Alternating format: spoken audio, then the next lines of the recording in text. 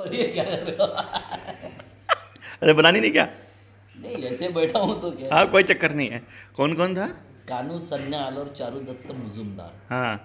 ये दो लोगों ने ये चारुदत्त मुजुमदार ने डॉक्टर होने के बाद ये तय किया कि मैं जाऊंगा गांव में, ऐसे लोगों को दूंगा मैं मेरी सेवा।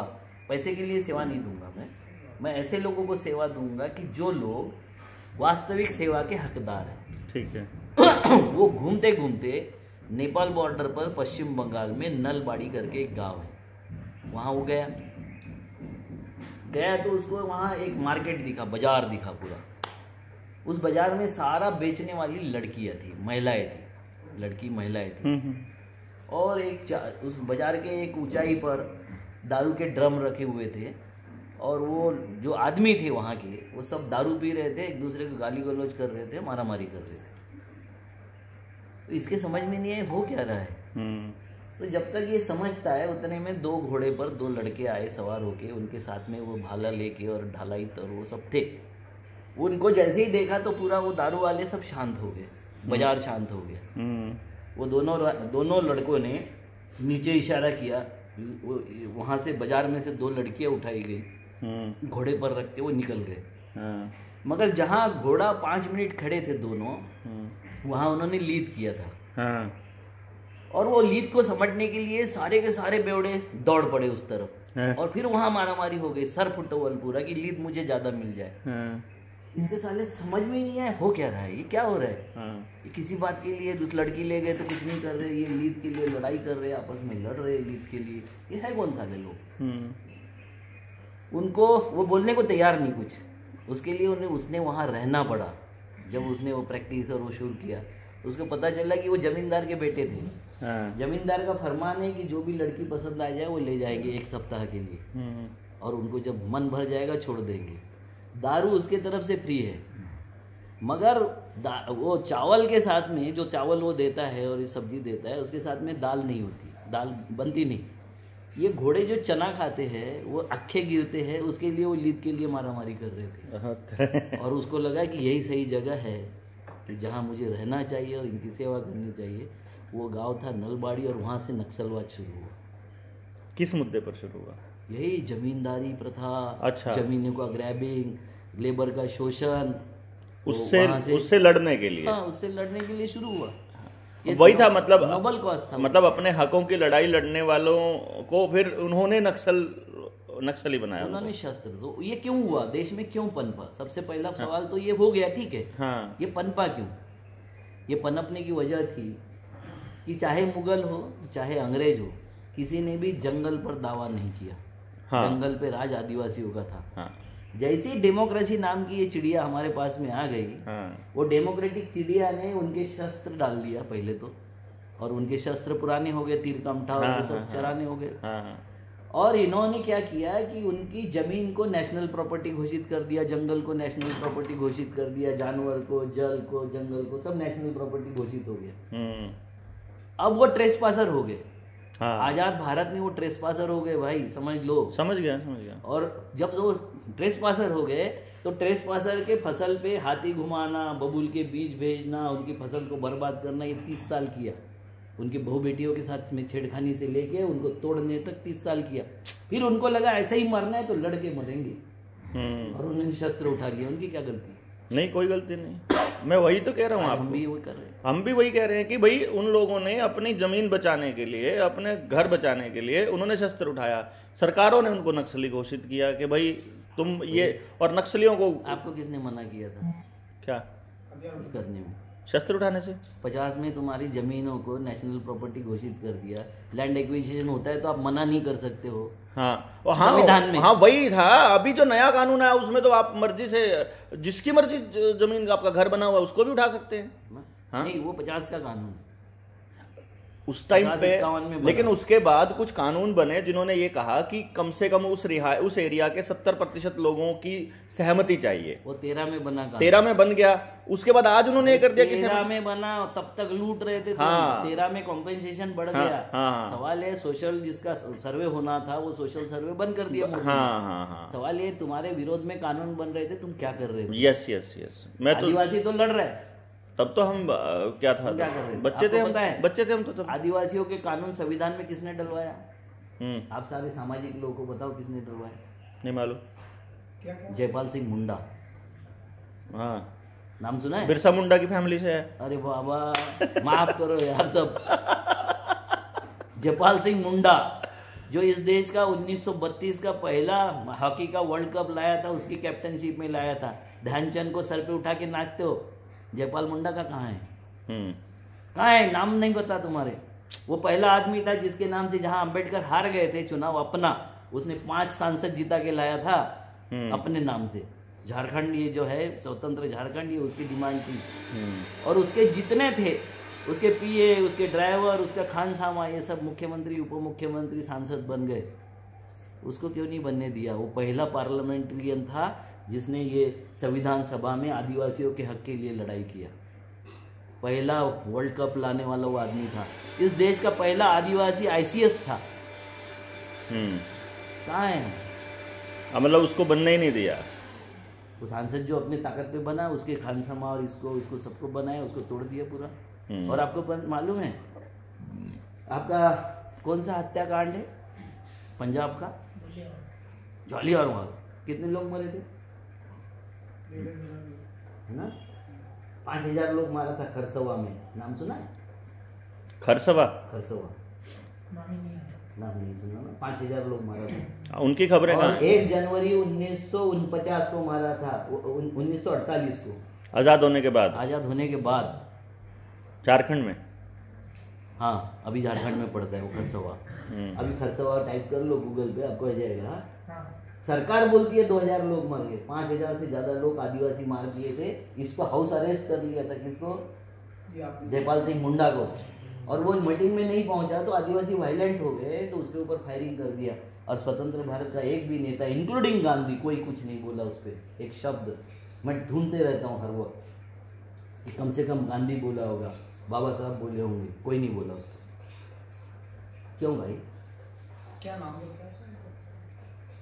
खरसवा। हाँ, खरसवा नरसंहार, नरसंहार। 1 जनवरी 1948 मैं देश का पहला साल जो दिन होता है उसमें लिखता ही हूँ हर साल कि मैं खरसवा के वीर शहीदों को नमन करता हूँ। किसी को नहीं। और आज भी अभी तो मैं एक चीज़ देखा भाऊ कि अभी मैं जब गया था, एक मीटिंग में गए हुए थे हम लोग, बैठे थे वहाँ पश्चिमी बंगाल में। तो वहाँ भी काफ़ी सारा कबीला इलाका है, वो लोग ट्राइबल लोग हैं वहाँ पर भी। और वहाँ 1-2 एनजीओ वाले आए हुए थे।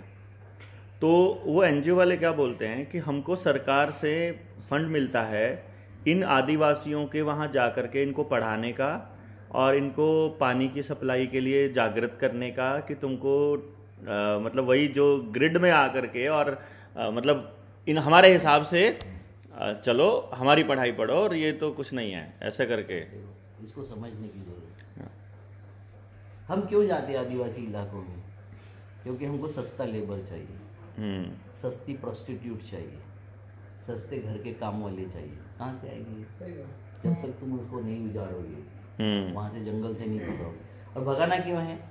क्योंकि वहाँ सारी नैसर्गिक साधन संपदा है। हाँ, ठीक है, खनिज वही है, जल है, जंगल है, जमीन है, बिल्कुल। हवा है, कम से कम ऑक्सीजन।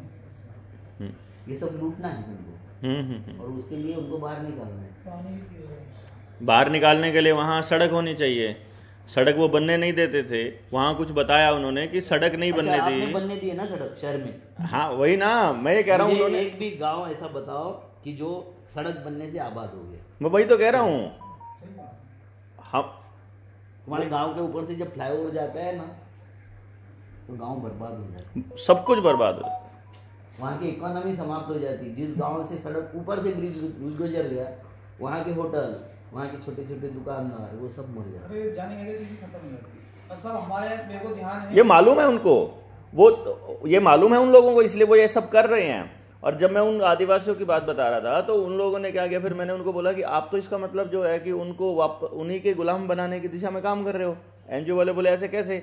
मैंने कहा तुम झारखंड, जैसे झारखंड में किया उन लोगों ने, तो अभी तो वो वेस्ट बंगाल में भी उस ट्राइबल इलाके में वैसे ही करने वाले हैं कि उन्होंने क्या किया, उस ट्राइबल इलाके से एक लड़की को पढ़ा करके, अब वो सड़क नहीं बनने दे रहे थे क्योंकि जो भी आ जाता वहाँ पे, ये बॉर्डर रोड ऑर्गेनाइजेशन वाले, बीआरओ वाले जाते तो खड़े हो जाते वो लोग तीर भाले लेकर के, और कोई डीआईजी आईजी कोई आए मतलब ही नहीं है, कहता हम मर जाएंगे लेकिन नहीं जाने देंगे तुमको।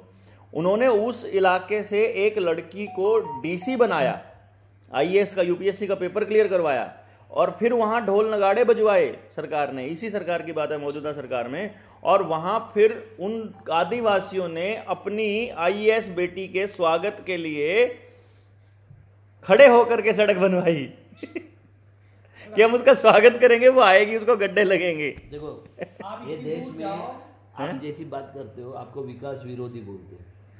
मैं कई नेताओं को पूछ चुका हूँ कि आप विकास की परिभाषा दो, क्या है विकास की परिभाषा? हाईवे बनाना, एयरपोर्ट बनाना, ये विकास नहीं है। विकास है अंतिम आदमी की क्रय शक्ति बढ़ना, मतलब विकास है। वो बढ़ाने के लिए क्या है आपके पास में नियोजन? सही बात, उसकी तो घट रही है रोज की रोज भाई, डे बाय डे। 32 करोड़ गरीब रेखा से नीचे, अभी उसके बाद 40 करोड़ हो गए, अभी 85 करोड़ हो गए। और ये वो भारत है जहां मैंने देखा है अपनी दादी को चांदी के आभूषणों से ऊपर से नीचे तक लदे हुए, चांदी और सोना। अब कहाँ? अरे चांदी सोना तो ठीक है डॉक्टर साहब, मैं आपको बता रहा था कि मैं एक बैठक में 100 आम खाता था जब मैं छोटा था। अभी साला पूरा गर्मी का सीजन निकल जाता है, 10 आम खाना मुश्किल है।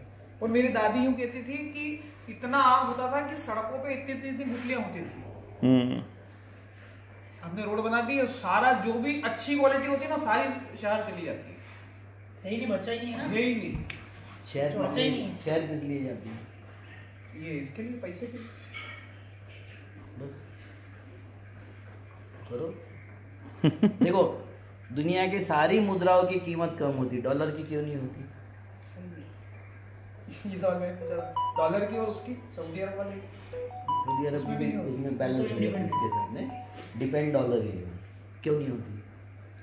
क्योंकि डॉलर काइंड से तुम्हारा विनिमय का माध्यम। डॉलर वस्तु बना दिया है उन्होंने, वस्तु की कीमत कम नहीं होती। यस, नहीं वस्तु की कीमत तो होती है कम, कभी नहीं होती, कभी नहीं होती। तो हमारे रुपए की कीमत तो इसलिए कम हुई कि इसको कमोडिटी बना दिया डॉलर के मुकाबले। अरे तो वो वस्तु है ना, तुम्हारा रुपया वस्तु नहीं है, वो विनिमय का साधन है। वस्तु की कीमत कम नहीं होती भाई, करेंसी की कीमत कम हो सकती है। करेंसी की कीमत नहीं है, डॉलर काइंड से। डॉलर जो है वो इंटरनेशनल ट्रेड का एक वस्तु बन चुकी है कि उसके द्वारा दो देश आपस में आयात निर्यात वस्तु की कभी कीमत कम होती हुई आप देखोगे नहीं, वो बढ़ती रहती। ग्रेजुअली ग्रोथ होगा, किसी की कम होगी, किसी की ज्यादा होगी, ग्रेजुअल ग्रोथ होते रहेगा।